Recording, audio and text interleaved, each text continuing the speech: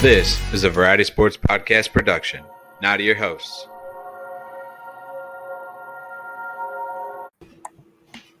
Hey, how's it going, guys? I'm Brandon Moore. I am the host of the Five-Hole Series. I am joined today with Brandon Seffel of the Variety Sports Podcast. And today we have a few things that we wanted to cover, along with the playoff recap of kind of all the NHL moments and whatnot that happened within the NHL playoffs this year, and then also some of the coaching changes that have gone on in the NHL. And just wanted to get mine and Brandon's thoughts on the whole deal and see what we get from that. But before we get into all that, we want to go over with a sponsor that we have, which is Row One Brand. It has over 7,500 historic sports items that you guys can choose from. 2.6 million gallery views. Any kind of designed historic tickets, programs, real memorabilia such as mugs, phone cases, coasters, apparel, pillows, and so much more you can choose from. There's a lot of cool different things. I've gotten a few things. I'm sure Brandon has gotten a few things from Row One Brand as well. If you want to check them out, you're more than welcome to. But a little thing with our sponsorship with them, and you can use our code VSP15 and you can get 15% off at checkout. So on with the news for today. We have had, Brandon, if you want to say a few things before we get into the podcast for today. No, you're not even here. Well, first, I might as well get on going into some of the we've had a couple of coach changes kind of going on in the NHL. We've had 4 or 5 coach changes, but Brandon, if you want to say hi, since you kind of jumped out there for a little bit. Sorry. I had to take care of the dog for a second. So most of you've seen me, most of you know who I am now. And I guess person behind the scenes who gets everything up and going for here at the Variety Sports Podcast, which I guess this is technically will be the last show under this name. So it's pretty exciting. We have some big news. Yeah, big rebrand drop tomorrow morning. So we're all pretty excited about that. Yep. So, but with all that we've had is the NHL playoffs have kind of come and gone. We have had the Colorado Avalanche came through and won the Stanley Cup, which I know you and I are both kind of on the outs of that, since we're both St. Louis boys.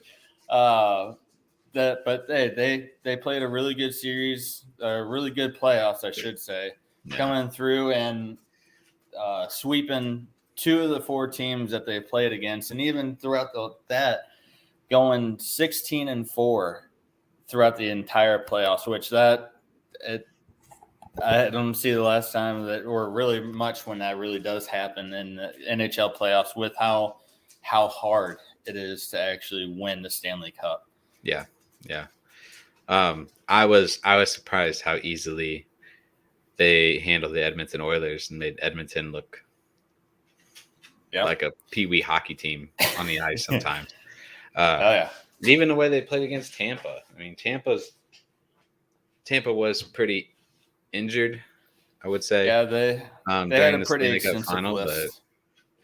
But for them to still be able to handle them and to score as many goals as they did against Vasilevsky, that's pretty impressive. So even with very impressive team.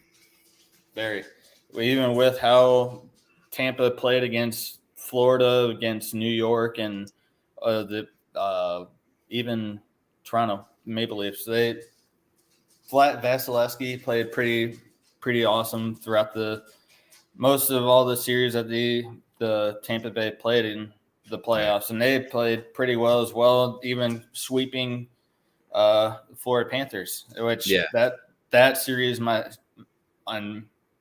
alone I thought was going to go pretty deep, and that ended up coming out to only being 4 games, which yeah. That one out of all of the series, I think that one surprised me the most. You're looking at like recaps and stuff. That one did, because with the way Florida was, I don't know what was up with the Florida Panthers, but they are not a very good. They're a very good regular season team, not playoff team. Oh, for sure. Oh, yeah, they had the best record coming out of the regular season. And thinking to myself, I was like, these guys are how powerful, how strong. Right. Just their whole team has been going throughout the entire regular season. To come out flat, or I wouldn't say flat, but they went and won the first series that they played.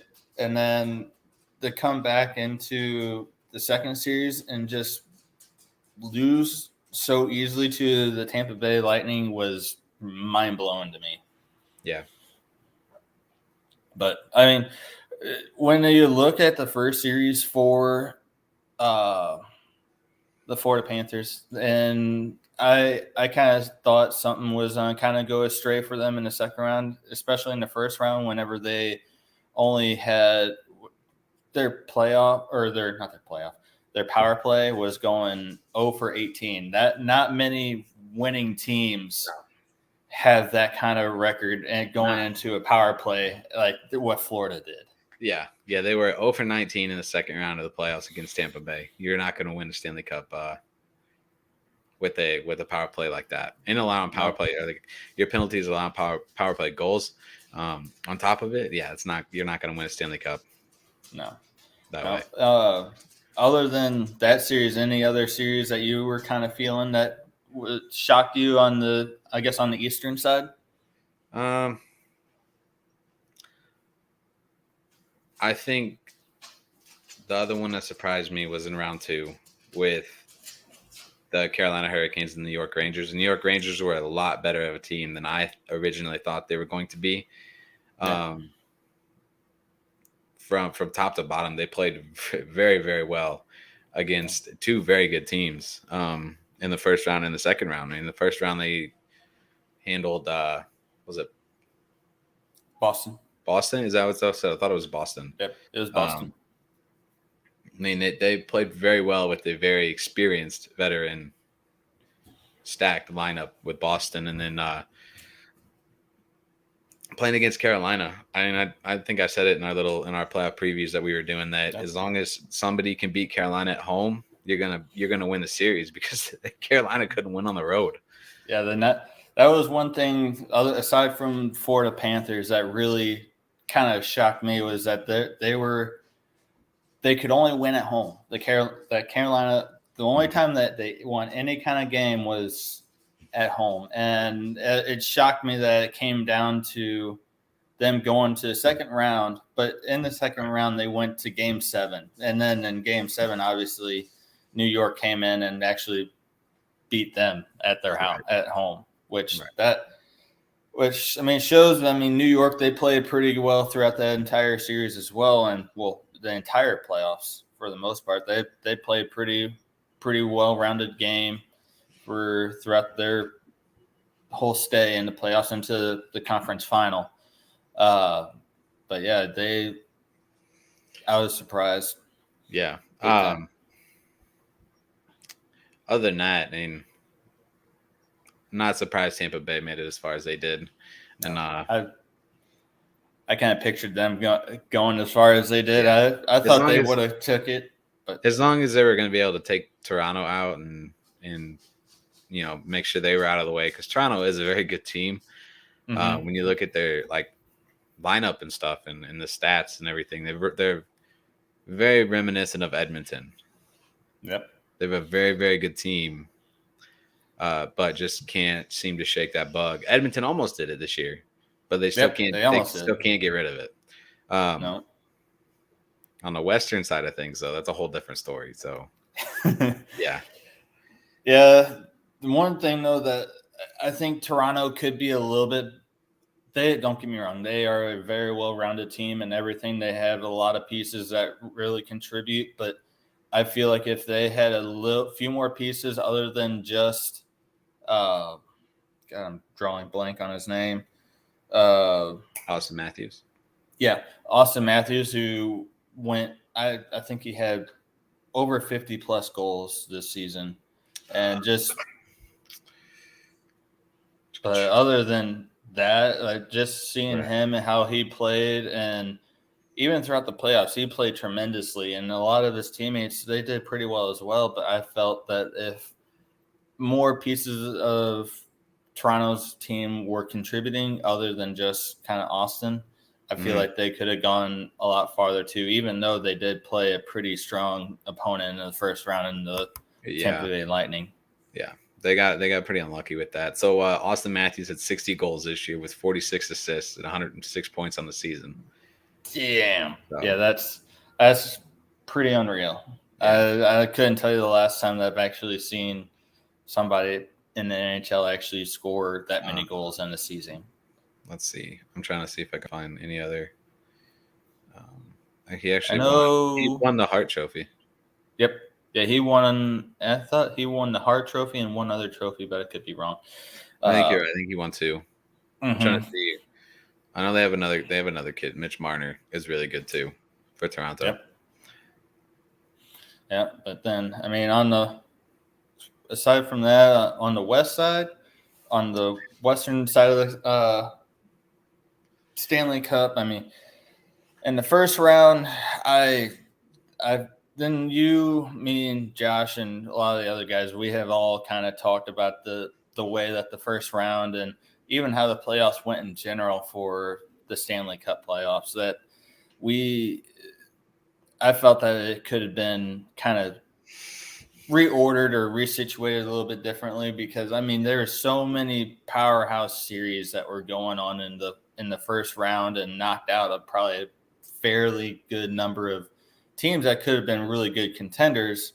Yeah. And the West, I feel like, is a very good indication of that because, I mean, to have the Blues going up against Minnesota Wild, I mean, granted, yes, that I felt that was a very good matchup, but between that and then having the Blues, Colorado, all in the same pretty much bracket to where we would meet up in a second. I thought that could have been a really good conference final, but I feel that it could have been reordered a little bit differently than how it was. Right. Yeah. No. So that's a big thing with the playoffs in the NHL and the way they have it all worked out right now.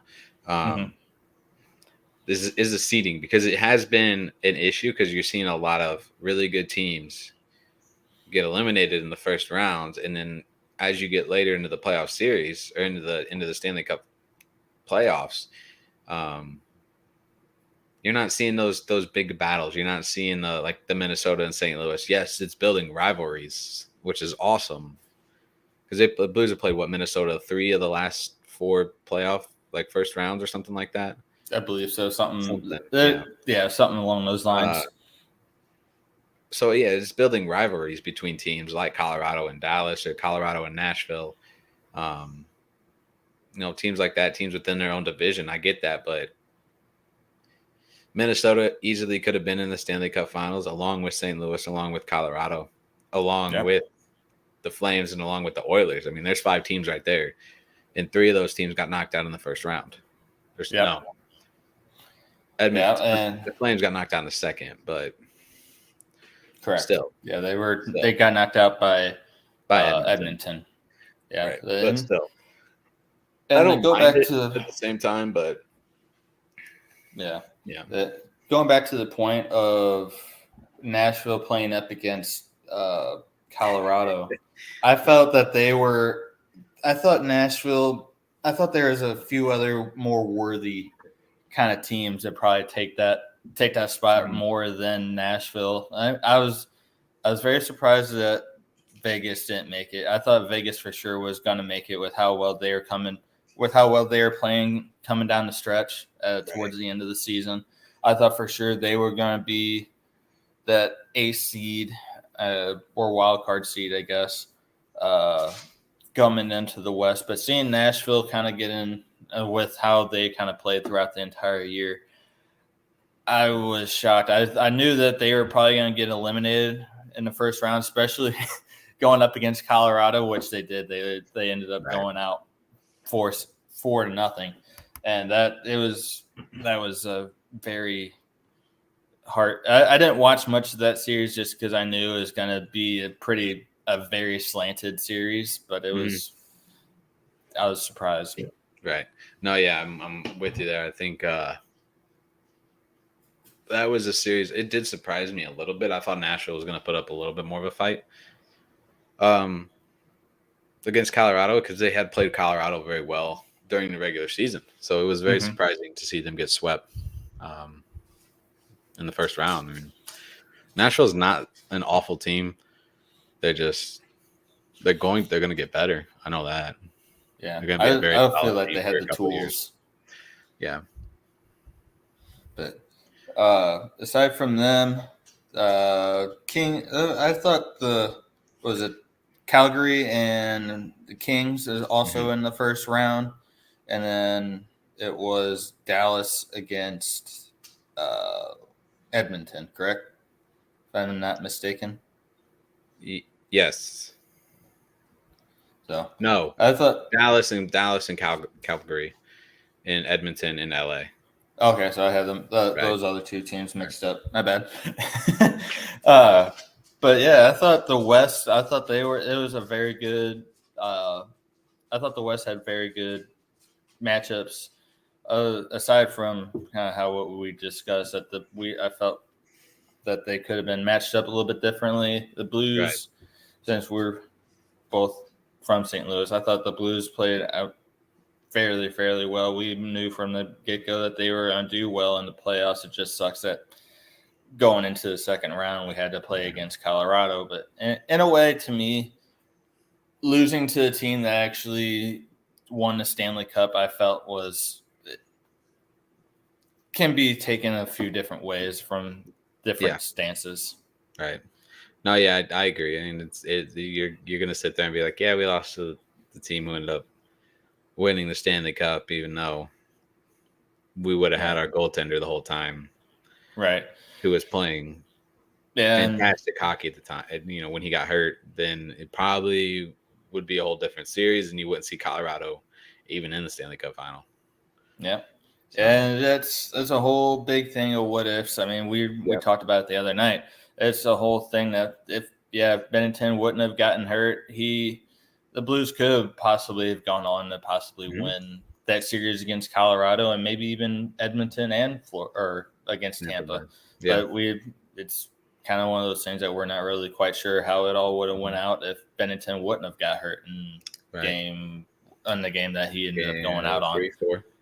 Yeah, it was something like that. But I will say, though, I am happy to say that the Blues, aside from Tampa, like you said earlier, were the only one of the only two teams that ended up causing Colorado to lose in the playoffs. Right. Yeah, and that seemed like to be a very difficult thing to do for a lot of teams is to even compete against Colorado, not just play against them, but to even compete against Colorado. And one probably a hard truth to kind of soak in with is Colorado. I mean, they're probably going to be a very hard, very dominant team. Probably not just this year, but probably for a couple of years, possibly to come. I mean, Joe Sakic and their coach, they've all been putting together these guys for a number of years now, kind of like what the Blues have been doing with a lot of the pieces that we've been kind of bringing in the last couple of years. Right. But I feel like with the pieces that Colorado has now, they could be a pretty good team to play against. I feel the rebuild was kind of the same way as the Blues did, going out and trying to find not just people who are going to score, not people who are just going to give you assists or play hard, but finding the right people for the locker room. And I think that's what the Blues did. And I mean, it got them a Stanley Cup. So I think that's what Colorado did. They saw what St. Louis had done. Because the Colorado, I mean, they were when the Blues started their whole transition with Ryan O'Reilly, getting Ryan O'Reilly, and when Pietrangelo walked that year or after the Cup, the year before the Blues won the Stanley Cup, go back to that, and that's really when the transition started for St. Louis to bring in some of the guys they did. Yep.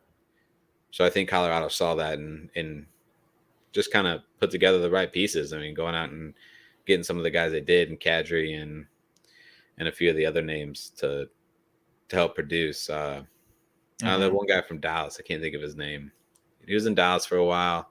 He has a cool name. But they went out and had like Alex Cagliano and a few other guys too. So the Linkinen, is that who you're talking about? I forgot his name. Let me look it up. But yeah, I mean they've gotten over the last few years they've gotten some pretty good players. I mean they got Landeskog, McKinnon, Kadri, Cale Makar, who no doubtably is going to grow into being a superstar in his own right. I mean, with seeing how he's come into the league, how well he's been playing, Cale is going to definitely be probably one of the league's probably elite players probably by the time he gets going. I just realized this when you search the Colorado Avalanche. So I'm gonna try to do it again. If you search the Colorado Avalanche on Google, oh, you can't see it; it's blurred. But there's like a bunch of. You can see it. Like.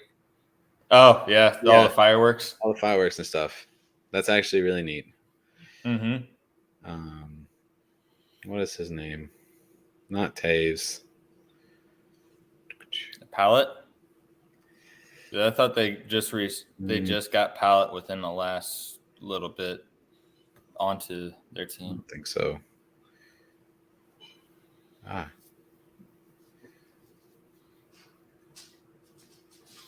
But go on while you're doing that. We can go ahead.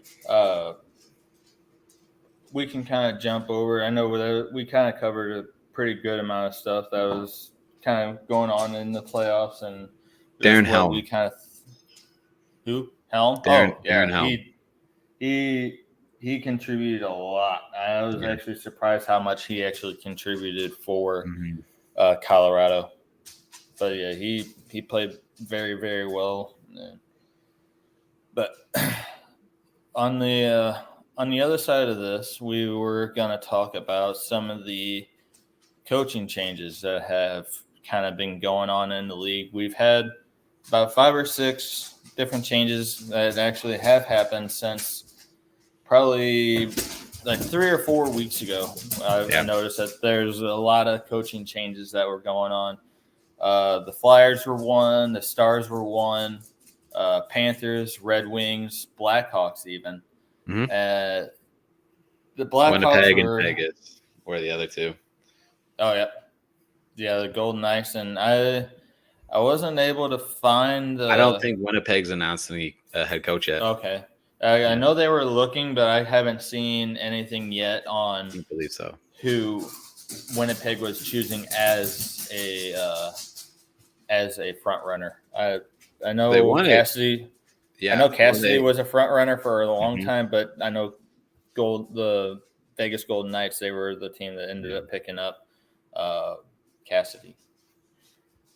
But before we actually get into going through who those few teams actually picked up, the one thing that I did want to talk about that was actually really surprising to me, and we talked about it briefly before we even got onto the podcast, was that Barry Trotz. He's not going to be a coach this upcoming season in the NHL. He was a coach for the New York Islanders, and for the last few seasons, the Islanders have kind of had their ups and downs. Not this past season, but the season before that, they actually made it to the conference finals. Mm-hmm. And this year, I believe they were actually on the downslope. They didn't have that great of a year, I don't believe. He coached for 25 years leading up to this year. And just, I guess, with how with how they weren't really doing all that great, and I guess he was in the running for the Jets position as well. Yeah. They offered him offered him the position. Yep. And so I guess with how things were going, that they ended up firing him, and then the Jets ended up firing him, and then I guess he just decided that he was just gonna take a break, I guess, from coaching because he. I was very surprising that when he brought up that he just was gonna kind of step away for the year, even though he said he might come back. I guess just he didn't feel comfortable in Winnipeg or Vegas apparently, because Vegas even offered before their Boston got rid of Cassidy. He could have been in Vegas. But I was looking up trying to see if there's any rumors about or who's possibly in line for the Winnipeg position. Oh, really? Right now, it's they're down about 5 guys. Rick Deschette, I don't know who that is. I don't know who that is. Scott Arneal, I don't know who that is. I think that might be the old Flyers coach, possibly. It might have been. Jim Montgomery, who is actually part of the Blues organization right now. He was a Dallas head coach for a little bit. Jeff Bashill, which was the Red Wings head coach before he was let go. And they have another name on here. Pascal Vincent is the other name. Okay. So. One thing bringing up Jim Montgomery, I also saw that he was in line for the Boston position as well. With them firing Cassidy, it was kind of saw that they had a headline somewhere on Google or in the news that said that he was actually in line or one of the front runners for the job for the Boston position. Yeah, actually, coaching Boston. It says right here that this was 17 minutes ago, so I don't know how new this is to a lot of people, but it says Boston Bruins expected to bring Jim Montgomery as new head coach. Yep. So that might be breaking news for a lot of people. So I know a lot of people weren't wanting him to leave St. Louis because I guess he did fairly well with how well the Blues did and all the contributions that he brought to the team. And I don't really know what – I know they were all kind of diversified, what each coach was kind of pulling towards for the team. I don't remember what he was really focused on. He was just an associate head coach, so like something that happened to Berube or anything, he would basically take over. Okay. So, with the experience he had, I mean, he led Dallas to the playoffs a couple of years, led them to the West or the second round when the Blues knocked them out. And I don't think he was part of the Stanley Cup Finals team when they played Tampa Bay. I don't think he was. I don't believe so. But it looks like the Bruins are going to introduce Jim Montgomery as a head coach, possibly as early as tonight. If not, it'll be tomorrow. Yep. But aside from that, this next one, this actually took me by surprise because whenever I saw a few weeks ago that Boston actually was firing or getting rid of Bruce Cassidy, I just thought to myself, I was like, Cassidy has brought Boston to the playoffs every year within probably the last 5 or 6 years. And I'm thinking, well, are they just wanting to take a different direction? Or are they not liking the way Bruce is kind of going with the team? Or I don't know what your thoughts are with the whole thing. I was very surprised. With the decision that happened. I mean, I didn't see it coming. No. I don't think a lot of people saw it coming. There had to have been something that caused the issue. I mean, I don't know. I know Boston, there's a chance Boston looks like a completely different team come next year. And I know their GM he's on a high horse or something right now, but I know he's talking about getting rid of Pasternak,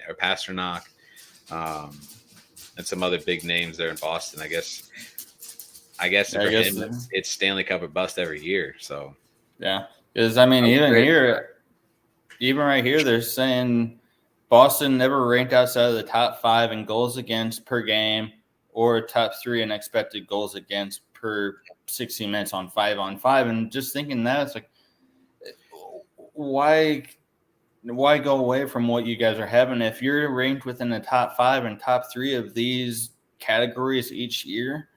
mm-hmm.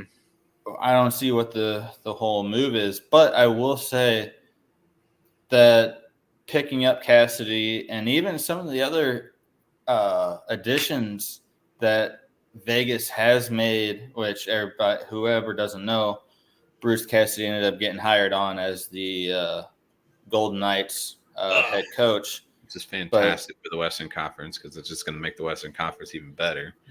Of course. But until they get rid of Jack Eichel, Vegas ain't going to do anything. So yeah, well, I would beg to differ on that because at right around the same time as Vegas hires on Bruce Cassidy, I don't know if you saw the trade that Vegas also made at the same time, which was Shea Weber, the Shea Weber trade. Yeah. Mm-hmm. And for the guy that they were trying to trade to, who was it? Anaheim last year. Mm-hmm. In the NHL, the like uppers and stuff were like, yeah, nope, not happening. Yeah, they were like, yeah, no, that's not happening. And then all of a sudden this year, I guess they're content with everything going on because Boston or it wasn't Boston that made the trade, but it was Montreal. Mm-hmm. Montreal and Vegas. They ended up coming to a deal for Shea Weber, which, in my opinion, after having gotten Alex Pietrangelo from us, and then some of the other offensive additions that Vegas has, it's gonna be a crazy conference, I believe. Their salary cap has to be like 2 times maxed out right now. Oh, I bet they're pretty close to the cap, if not tiny bit over. A tiny bit over. There's no way that they're not over the cap, but that can be a talk for a different day. Yeah, but Cassie, he who you said Dallas was looking for a new head coach? They actually ended up. I guess this is a fitting point to actually go on to the next point because the Stars were actually the ones that hired on Peter DeBoer, who was the coach for the Vegas Golden Knights, and they signed him on for a 4-year deal. So I'm feeling seeing how DeBoer was with Vegas and possibly bringing that over to Dallas now. Yeah. Yet again, another team in the Western Conference and even in our division in the Central that it's going to possibly make an even more crazy of a division to possibly play in coming up into this next season. So he signed a 4-year deal for $4.25 million per season. After he was fired from the Vegas Golden Knights after not making the playoffs. He's played several seasons, had very good seasons. With Vegas, 2 consecutive third-round appearances in 2020 and 2021. He owns a .513, 379, and 123 record and 1,015 games over 14 seasons. So he knows how to coach a winning team. Right. And I feel like that's gonna be pretty. I hope he's gonna be a good coach for Dallas once he's here or once he's there and kind of coaching them to see where they can kind of go and see what happens with that team. I think that's a good, bless you, Barney, a good pickup for Dallas. I did see that his name was in the running for Winnipeg, but clearly clearly that's not going to happen. I see them right now getting Jeff Bashill, since he has the head coaching experience and everything he was the head coach at Detroit. I could see that being a very, very strong possibility for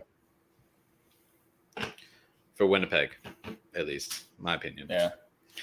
But one other change to not so much on the Western Conference. This is more on the Eastern side of things. The Flyers, they hired Tortella as their head coach for a reported 4-year deal. And I mean, throughout the years, seeing John, he's coached 23 years, actually. 23rd head coach for the Flyers. I'm sorry, I read that wrong.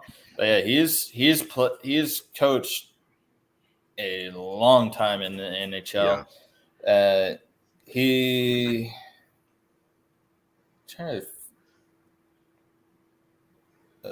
He's coached a lot, and he's been a head coach a lot, and he's been fired a lot. I was gonna say he's been in and out of different teams. Yeah. I noticed for a long time. I don't know.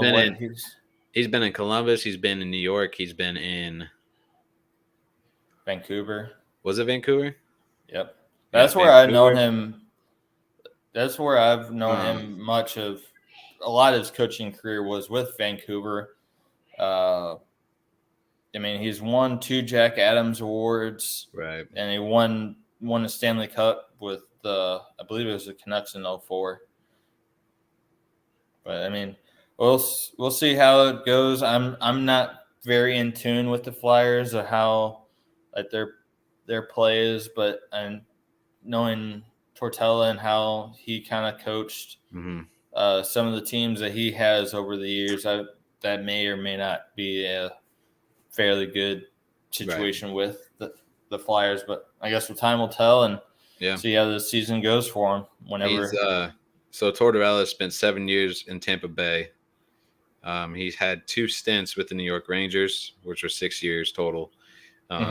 6 years in Columbus, where he just was let go from, and then 1 year, the one weird year at Vancouver. I thought he spent a lot more time at Vancouver than just 1 year. Nope, just 1 year. They went 36-35, 11 overtime losses, 83 points, and they finished 5th. So, but overall, not too great of a record as head coach in Columbus. No. So, but and going on from that. Then this even was a little bit of a shock to me, especially after the season that this team has had, which we're having the Florida Panthers, I guess, moving on from their bench boss and hiring on Paul Maurice as their new head coach. He's got a 3-year deal with the Panthers, and whenever he did play, he was the former coach of the Winnipeg Jets, so that makes sense why they're looking for a new coach now. But I mean, he went 13-10-5 under his short career that he had at Winnipeg, and I mean, with how the Panthers played this year, going 15-18-6. Possibly Maurice might have I don't know Maurice, or I don't know his coaching style all that well. It says here that he, whenever he played or whenever he was a coach under the Jets, he had a 315, 224, and 62 record with Maurice as the bench boss. Made postseason 5 times, including 1 conference final in 2018. So it's for Winnipeg. Yeah, under Winnipeg. Wait, They that went don't to the make sense. conference. They went to a conference final. Yeah, that's apparently. I don't know how long ago, or I know it was in 2018. So right in front of me. That's when they played Dallas. No, that can't be right. Apparently. Really, they went to a conference final. Why don't I remember that? I mean, it's been a while since. I mean, the Jets. The And they Jets made it. finished sixth. Oh, wait, no, they only made it to the first round in 19 because we played them in the first round in 19. Right. But I don't. I mean, I guess 18. I didn't really pay attention to the playoffs all that much because I think the Blues went out in the first or second round. It's that, or that might have been the year that they didn't make the playoffs at all. I think it was. Yeah. So I didn't really pay attention to the playoffs all that much that year. But that's all right.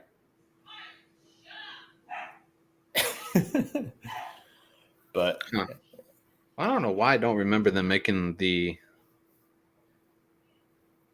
I'm trying to look it up here because I don't ever remember them making the conference finals. yeah, but one thing that I do see that Florida is doing for Brunette, since I guess with the role that he did have for the Panthers over the years, and even after this year, they offered him a significant role to remain within the organization if he wants to. But Bernetti, They did.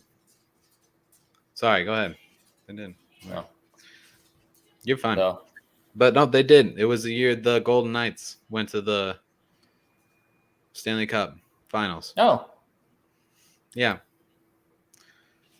interesting. Like I said, I didn't really pay attention all that much that year to the final or to the playoffs since the Blues didn't really make it all that far. So but I do remember that the Vegas. I mean, obviously, whenever Vegas made it to the final that year, Right. They played Pittsburgh. but No. no, I honestly can't remember who they played against. It might have been Pittsburgh. Like I said, I didn't pay attention all that well. If I can't remember. I don't think it was Pittsburgh. But other than that, we had two other teams that made coaching. It was Washington. It was Ovechkin's first. It was Ovechkin's cup year. Yep. Spaced out a little bit. I should have remembered that. You would think it'd be easy. It should be an easy one to remember. But I feel like it's a forgotten one. Mm-hmm. Actually. When then the next coach change, which this was just marked from 3 hours ago. This happened today. That the Red Wings named Derek Lalonde as their head coach.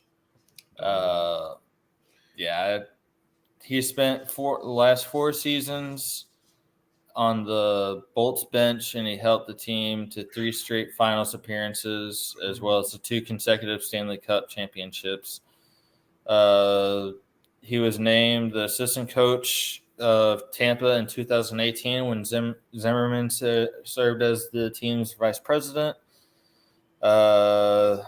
He is replacing Jeff Blashill, who parted ways with Detroit after the 2021 or 21-22 season. The rebuilding Red Wings finished in sixth place. Wow, I can't talk today.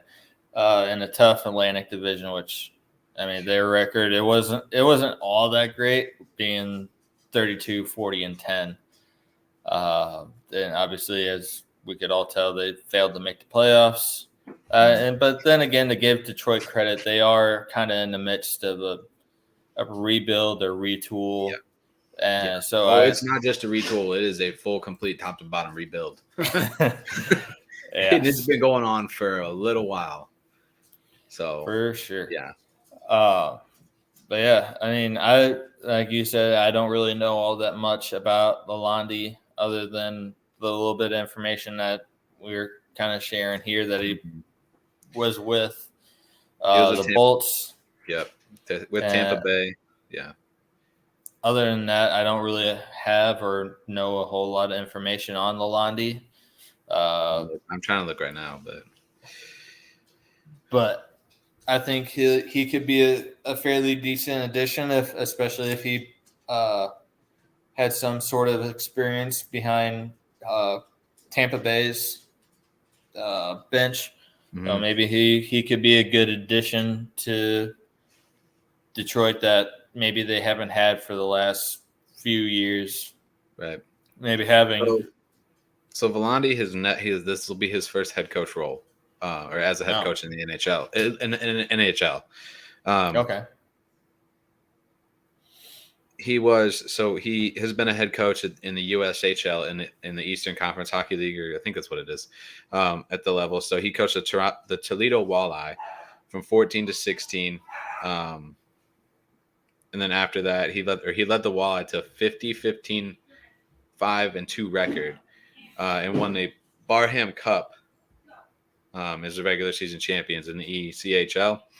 He was hired in Tampa in 2018, and then Londe was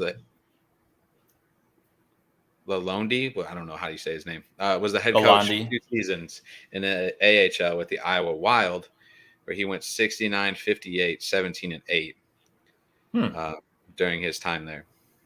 Oh yeah, I skipped over that bit of information, but yeah, Iowa Wild 2016, 18, and then Toledo Walleye from 14 to 16. Yeah. Briefly stepped in for the coaching position and for the Lightning in late December, whenever John Cooper was placed in COVID protocol. The Bolts ended up winning 2 games under Olandi's guidance. So, hopefully, it's a good pickup for them. Yeah, I'm obviously hope for the best for Detroit and their new bench boss, and see where that kind of goes for them. Hope it ends up being a good fit for them. Yeah, and this is one that I obviously wanted to save for last because with the kind of the rivalry and kind of the Blackhawks. Yeah, how the whole view that us St. Louisans have or I guess the rivalry between St. Louis and Chicago. Mm-hmm. The Blackhawks this happened a few days ago, actually, that the Blackhawks hired Luke Richardson as their head coach. And obviously, with Chicago kind of being in the rebuild as seemingly as they have been in, I guess their GM felt that they needed to go a little bit different direction with their coaching position, so they went with Mr. Richardson here. Mm-hmm. He replaces Derek King, and he finished the season as the interim head coach after Jeremy Colton was fired on November 6th. Play Richardson, who has played for 6 teams during his 21 years in the NHL. He finished with 35 goals, 166 assists, and 1,417 games. He is a defenseman. He played